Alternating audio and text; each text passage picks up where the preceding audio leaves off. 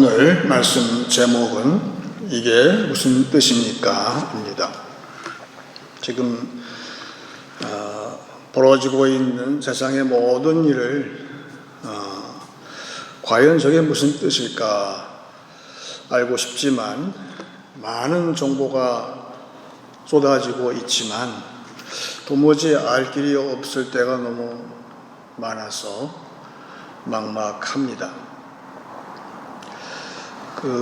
성안토니, 사막의 성자 성안토니한테 제자가 찾아와서 모세오경에 나오는 구절을 놓고 이게 무슨 뜻입니까? 물어봤어요. 그랬더니 아무 말도 안 하고 이 안토니가 사막으로 광야로 나가서 무릎을 꿇고 하늘을 향해서 기도를 하는데 큰 소리로 하나님, 모세를 나한테 보내주셔서 이 뜻을 알게 해주세요. 그랬더니 하늘에서 큰 우레 같은 소리가 나는데 이 제자는 어떤 뜻인지 몰랐는데 분명히 안토니가 그 뜻을 깨달았다 그렇게 느꼈다고 합니다.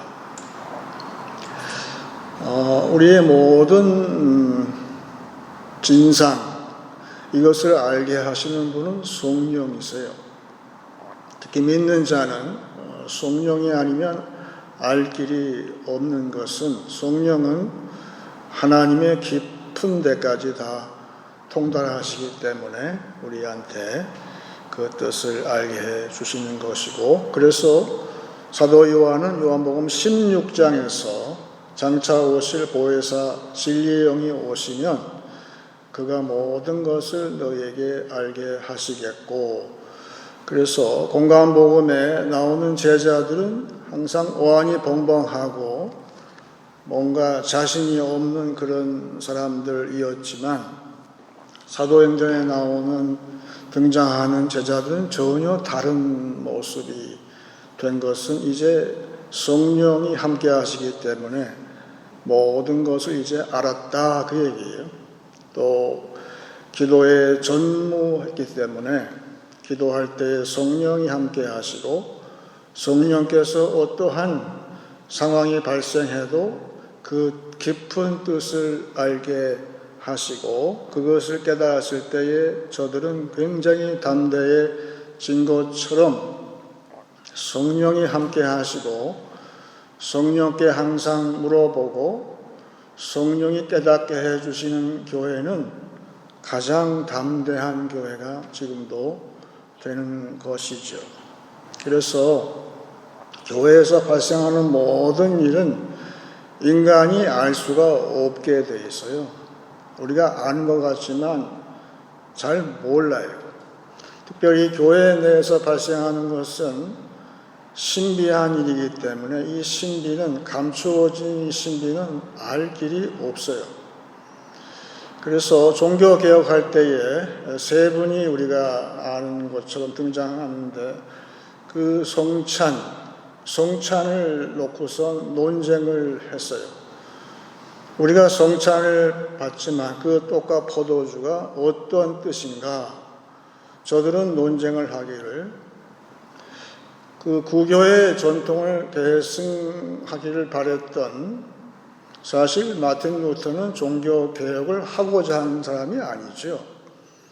그 가톨릭의 전통을 개선하고자 노력을 한 결과 그분의 뜻이 거기에 있는데, 그분은 그래서 성찬도 가톨릭에 있는 전통처럼 그 떡과 포도주에 예수님의 몸이, 예수님의 피가 그대로 거기에 함께 하신다 그렇게 얘기할 때에 스위스의 종교개혁자, 1살 차이죠. 마틴 루터보다 1살 늦게 났는데, 아니 형님 미쳤어요? 그렇게 구교에 당하고도 아직도 구교의 전통을 이야기했습니까? 그게 아니라 이것은 주님의 죽으심을 기념하는 떡과 포도주를 통해서 예수님의 죽으심을 기억하라는 뜻입니다. 그랬더니 이제 루터가 펄펄 뛰는 거예요. 그러니까 조금 뒤에 존 칼빈이 등장을 하면서 아이 두 형님들 그만 싸우세요. 그게 아니라 성찬은 성령이 중재하시기 때문에 우리가 알 수 있는 거예요. 모든 교회 일은 성령이 중재하시고 하늘에 계신 예수께서 우리와 이 예배에 함께 하심으로 이 떡과 포도주가 신령한 것이 되고 그로 인해서 예수님의 죽음도 우리가 분명히 이해할 수 있는 것이다. 칼빈은 그렇게 성령 중재서를 내세웠고 지금도 개신교 특별히 장로교회는 성령이 중재하면은 교회의 모든 것은 우리가 깨달을 수 있다는 것을 우리는 믿고 나가는 것이죠. 예레미야는 그래서 이 성찬은 옛 언약이 아니라 새 언약의 이제 상징으로서 과정으로서 은혜로서 주신 성례인데 새 언약에 대해서 예레미야 31장 33절은 이렇게 예레미야가 예언을 했어요. 그러나 그날 후에 내가 이스라엘 집과 맺을 언약은 이러하니 곧 내가 나의 법을 그들의 속에 두며 그들의 마음에 기록하여 나는 그들의 하나님이 되고 그들은 내 백성이 될 것이라. 여호와의 말씀이니라. 그들이 다시는 각기 이웃과 형제를 가르쳐 이르기를 너는 여호와를 알라 하지 아니하리니 이는 작은 자로부터 큰 자까지 다 나를 알기 때문이라. 내가 그들의 악행을 사하고 다시는 그 죄를 기억하지 아니하리라. 여호와의 말씀이니라. 여기에는 정확하게 새 언약의 중보자 되실 예수 그리스도 그리고 예수께서 이루신 새 언약 그 약속을 해석해 주는 성령이 해석을 해 주시기 때문에 굳이 내 안에 성령이 다 깨닫게 해 주시기 때문에 이것을 알라고 강요할 필요가 없다고 예레미야는 이야기한 것이 이 구절이에요. 그래서 성령은 지금도 강요할 필요가 없어요. 성령이 함께 하시면 깨달아져요. 근데 세상 눈으로 볼 때는 전혀 알 수가 없는 거예요. 저게 뭐야? 저 떡은 뭐고 저 포도주는 뭐야? 그렇게 되는 것이죠. 그래서 지금 세상에 이 정보가 홍수를 이루는데 참 정보가 우리 어릴 때는 그냥 라디오 한 대 가지고 살았는데 그것도 참 좋았는데 지금은 뭐 너무 정보가 많아요. 그런데 제가 늘 우리 아내한테 물어봐요. 그건 누가 얘기하는 거야? 누가 그게 소스냐 그 이야기죠. 믿는 성도는 소스가 딱 하나예요.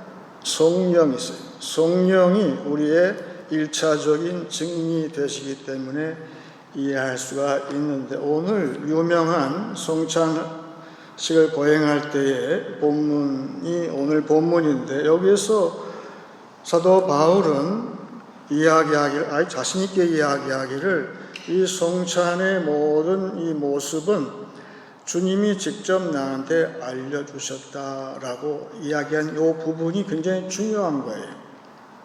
주님이 바울은 예수님께서 직접 나타나신 제자 아니에요?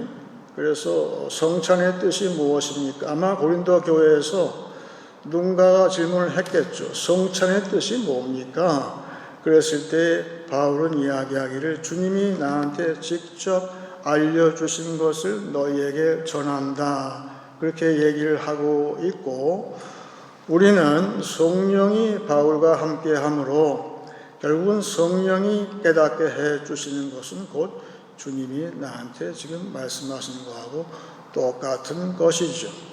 오늘도 우리는 성령이 나를 깨닫게 해주실 때에 우리는 주님의 음성으로 받는 특권이 주어지는 것인데 여기에서 그 성찬시에 하는 떡이 나오죠. 떡은 나의 몸이다.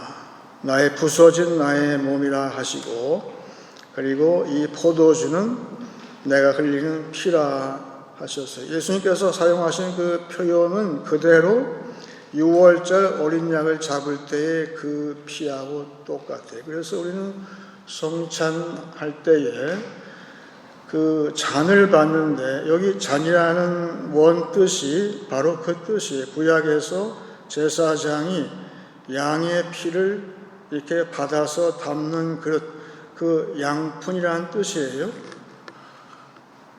그릇, 그거를 말씀하셨는데, 그것을 바울은 지금 그 이야기를 분명하게 생생하게 하면서 결국은 예수님의 죽음이 어떤 뜻인가, 이것은 성령이 아니면 이 구절은 나한테 들어오지가 않아요.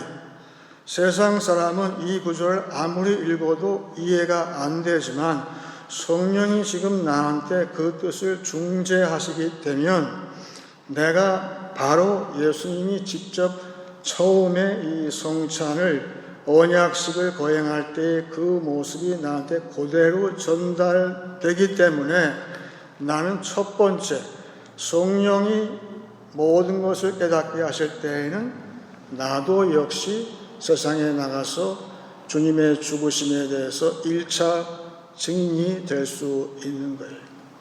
성령이 함께 하시면, 그래서 기도가 중요한 것이죠. 내가 기도할 때에 성령이 나한테 알려주세요. 그러면 내가 전하죠. 누가 그런 말 해? 나의 답변은 성령이 그렇게 말씀하셨다. 이게 나의 1차 증인.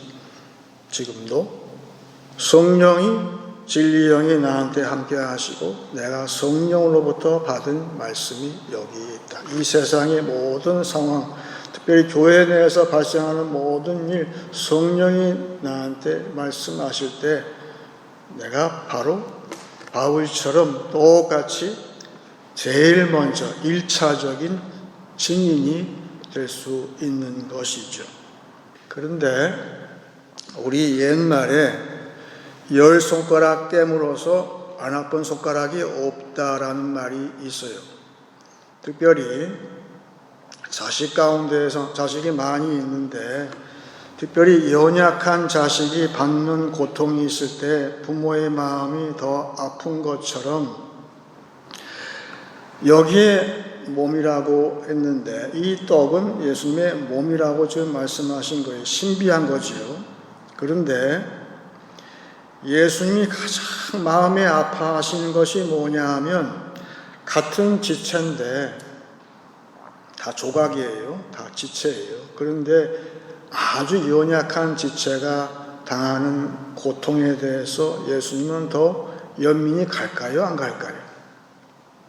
지금도 많은 교회가 있지만 교회 지체가 굉장히 약해요. 그 교회가 받는 고통에 대해서 주님은 굉장히 마음에 연민이 있으시다는 걸 우리는 분명히 알 수가 있죠. 이 떡은 나의 몸, 주님의 몸인데 다 주님의 지체예요. 그러니까 나의 몸도 되지만 우리의 몸도 되는 것이고 결국은 모든 교회 내의 성도의 몸, 그거는 주님의 한 몸인 것이죠. 성도의 몸하고 신비예요. 이거는 성도의 몸하고 주님은 한 몸이라는 거예요. 그래서 이 사실을 모르고 초대교회를 박해했던 사도 바울이 이 사실을 몰랐어요. 교회 다니는 사람들을 박해하기 위해서 쫓아갔어요. 그랬더니 예수님께서 나타나셔서 하시는 말씀이 사도행전 9장 4절로 5절에 이렇게 나와 있어요. 땅에 엎드러져 들음에 소리가 있어 이르시되 사울아 사울아 네가 어찌하여 나를 박해하느냐 하시거늘 대답하되 주여 누구시니까 이르시되 나는 네가 박해하는 예수라. 바울이 이걸 몰랐어요. 성도를 박해할 때에 그 성도는 예수님의 몸 지체이고 그 지체가 당하는 아픔을 고스란히 예수님은 느끼신다는 것이고, 나중에 이 바울은 그 사실을 알고 오늘 말씀을 쓰는 거예요. 너희들 왜 연약한 지체를 함부로 대하느냐, 그 이야기를 하고 있어요. 오늘 본문 제가 읽겠습니다. 내가 너희에게 전한 것은 주께 받은 것이니 곧 주 예수께서 잡히시던 밤에 떡을 가지사 축사하시고 떼어 이르시되 이것은 너희를 위하는 내 몸이니 이것을 행하여 나를 기념하라 하시고, 식후에 또한 그와 같이 잔을 가지시고 이르시되 이 잔은 내 피로 세운 언약이니 이것을 행하여 마실 때마다 나를 기념하라 하셨으니, 너희가 이 떡을 먹으며 이 잔을 마실 때마다 주의 죽으심을 그가 오실 때까지 전하는 것이니라. 그 다음에 그러므로 누구든지 주의 떡이나 잔을 합당하지 않게 먹고 마시는 자는 주의 몸과 피에 대하여 죄를 짓는 것이니라. 왜 교회가 아프고 몸살을 겪고 진통이 있는가? 지금 성령이 알려주시게 되면 그 진상이 나오는데, 그것은 주님의 몸과 피를 합당하지 않게 먹고 마셨다는 것이죠. 그것은 주님의 한 몸 된 지체인 교회 내에 어떤 사람한테 내가 그 사람을 판단하거나 정죄할 때, 분명히 언약은 우리의 이 성찬을 잘 받아서 먹고 마시게 되면 우리한테 축복이 되지만, 주님의 몸인데 분명히 저 형제도 주님의 몸이고 나도 주님의 몸이에요. 그건 신령한 연합이에요. 그건 신비로운 거지요. 그런데 그것을 성령의 그런 감동을 무시하고 인간적으로 다른 사람을 업신여기거나 정죄할 때 혹은 저주할 때, 그것은 곧 그 몸을 우리에게 주신 그 예수님을 저주하는 거하고 똑같은 것이에요. 지금 바울은 그렇게 얘기하고 있는 거예요. 그래서 그 다음에 우리 본문에 안 읽었지만 그 다음에 나오는 것은 뭔가 우리 지체에 문제가 발생하고 몸이 약해지고 심지어는 죽음에 이르는 것은 왜 그럴까? 성령이 그렇게 하신다는 거예요. 왜? 교회의 신비로운 연합을 알게 하시기 위해서 징계를 하신다는 거예요. 그건 저주가 사실은 아니고, 바울의 말씀 그대로 보게 되면 그로 인해서 그 교회가 이제 깨닫는 거예요. 비록 내 몸이 약해지고 내가 원인을 몰랐는데 이제 아는 거예요. 아, 내가 저 형제와 자매를 내가 판단했구나. 그 판단은 곧바로 주님을 판단하고 저주하는 것이 되었구나 하는 사실을 깨닫는 거예요. 내가 아파 보니까 아는 것이죠. 그래서 그것은 그 상황을 통해서, 그러한 징계를 통해서 내가 다시금 언약 백성됨을 깨닫게 하시기 위한 성령의 인도하심이 있다는 것이죠. 그래서 우리가 교회에서 이 성찬 특별히 모일 때에 제일 먼저 할 일은 무엇인가? 그것은 내가 어느 형제한테 자매한테 내가 잘못 대한 것이 있는가, 그걸 먼저 따져보고 대하지 않게 되면, 받지 않게 되면, 그러면 그것은 주님의 저주를 먹는 것이다. 그렇게 이야기를 해요. 요새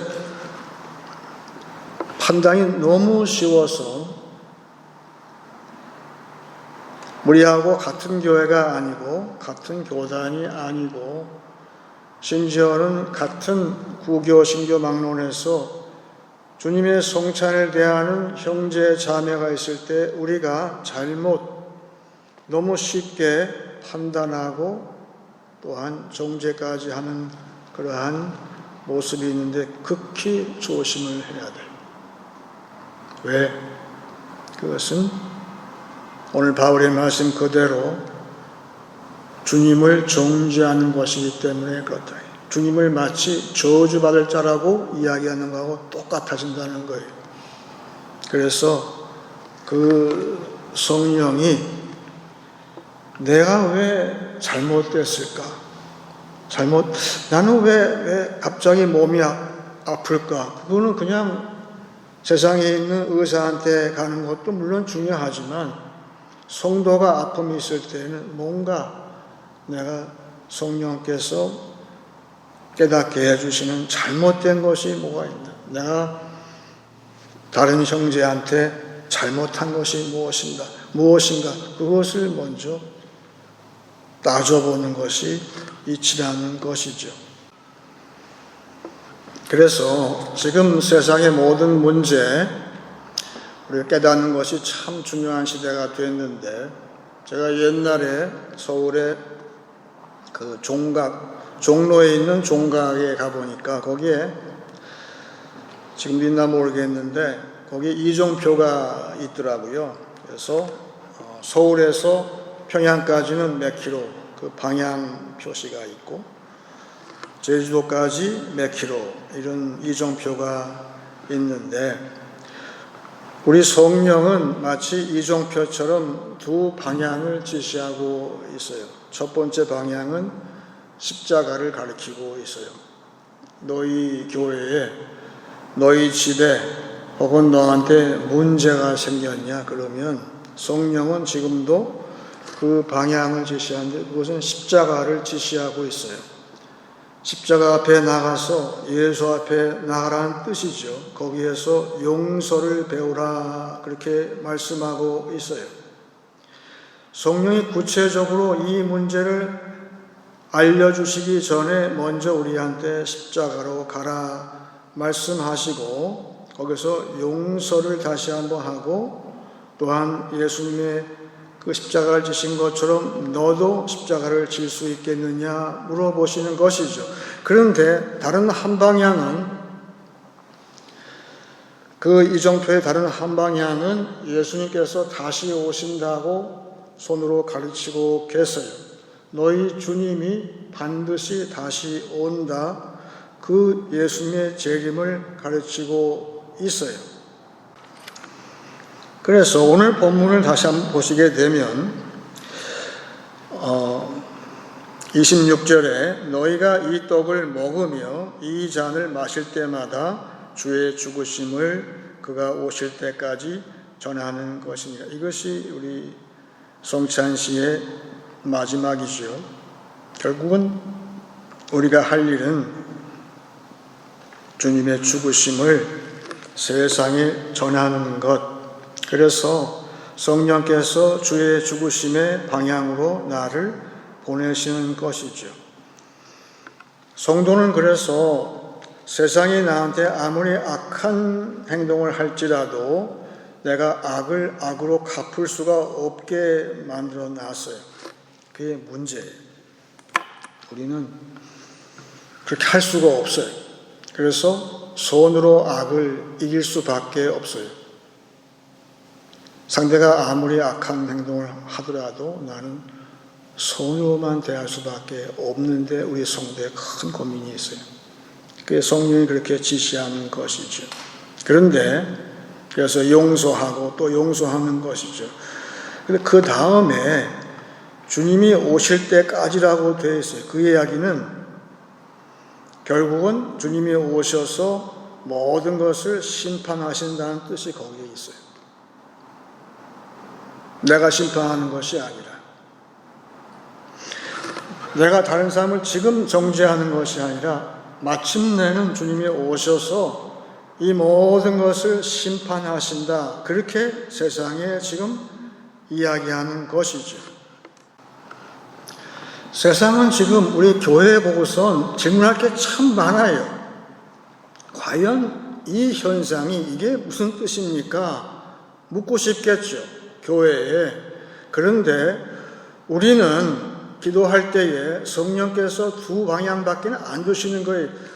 십자가로 향해서 가라. 그래서 이 사건도 통해서 너희가 용서할 수 있고 용서를 배우라 말씀하시고, 하지만 지금은 너희가 환난을 당하고 핍박을 당할지 모르지만 너희가 선으로 악을 이길 때에 너희는 주님께서 다시 오신다는 사실을 세상에 증거하는 것이 되고, 그건 성령이 함께 하신다는 거예요.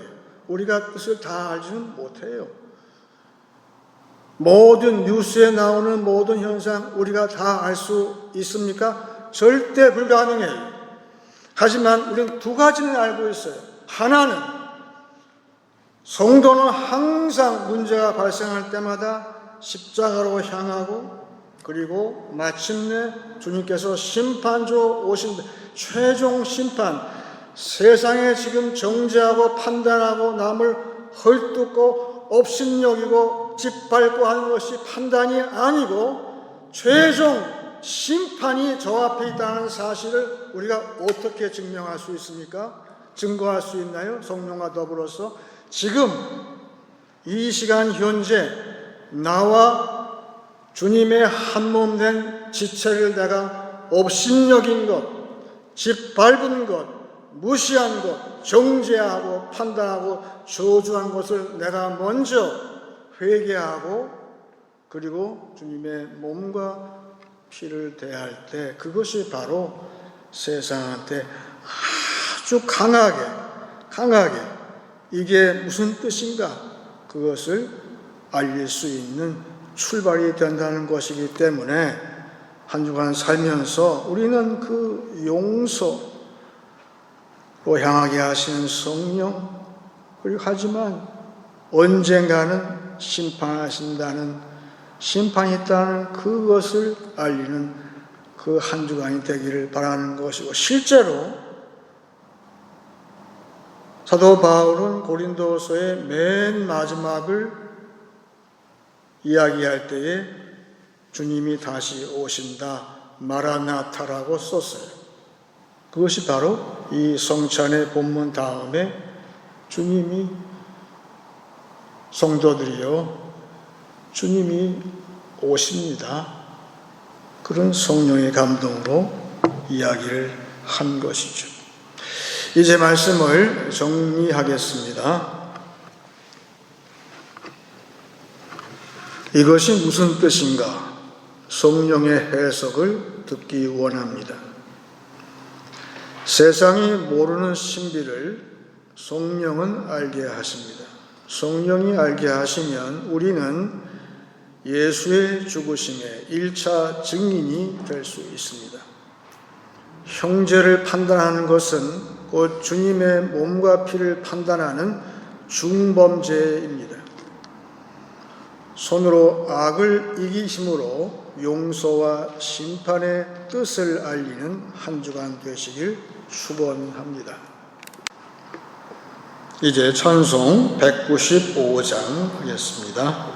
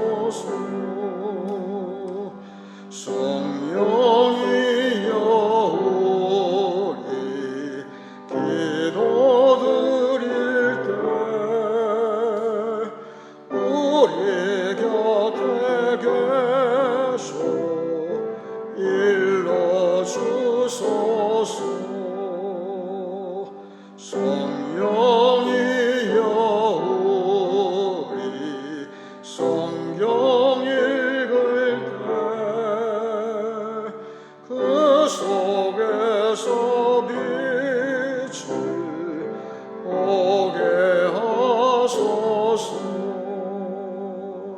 성령이여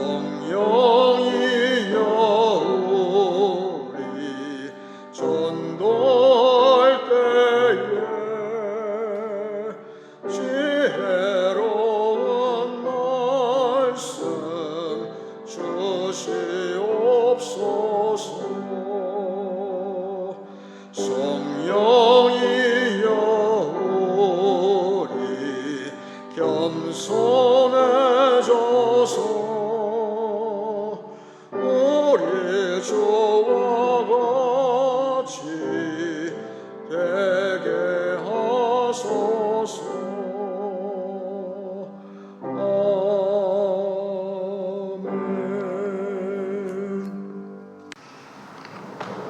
이제 기도할 때 제가 먼저 오늘 본문을 다시 한번 읽고 같이 기도하기 원합니다. 내가 너희에게 전한 것은 주께 받은 것이니 곧 주 예수께서 잡히시던 밤에 떡을 가지사 축사하시고 떼어 이르시되 이것은 너희를 위하는 내 몸이니 이것을 행하여 나를 기념하라 하시고 식후에 또한 그와 같이 잔을 가지시고 이르시되 이 잔은 내 피로 세운 새 언약이니 이것을 행하여 마실 때마다 나를 기념하라 하셨으니 너희가 이 떡을 먹으며 이 잔을 마실 때마다 주의 죽으심을 그가 오실 때까지 전하는 것이니라. 그러므로 누구든지 주의 떡이나 잔을 합당하지 않게 먹고 마시는 자는 주의 몸과 피에 대하여 죄를 짓는 것이니라. 다 같이 기도하겠습니다.